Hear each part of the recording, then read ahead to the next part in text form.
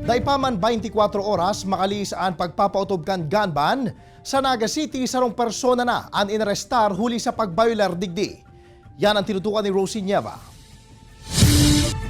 Sa irarom kan Section 32 kan RA 7166 kasabay kan election period poon Enero 9 hasta Hunyo 8, 2022, bigpapangalad muna kan mga otoridad ang pagbitbit nin armas o iba pang klase nin patarom. Obheto kay ni na masyertong magiging matuninong ang sarong lugar urog na sa papaaboto na eleksyon. Alagad sa syudad ni Naga, nairehistro ang pinakaenot na pagbalgar sa nasambitan ng ley, makalihis maaresto ang sarong burat na lalaki na subuot nagwala as sinag-angat paniniwal sa partekan Barangay Concepcion Grande mantang armado nin patarom. Gayman po pigbabawal ang mag-inom. Kaya lang po, kung mainom kita, tama siya na. Pag nakainom na, pahingalo, sa loob na kangaro. Katakod kay ni Tulos man na nagresponde ang mga personahe kan NCPO Station 2 as sina-recover sa suspect na si Merdinho Zimini ang sarong kutsilyo kung kaya tulos ining inaresto.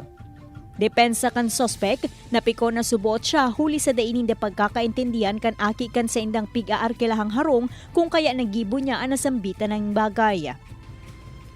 Kailangan ko lang po ang polis nga nila. Sana dahil na ibali.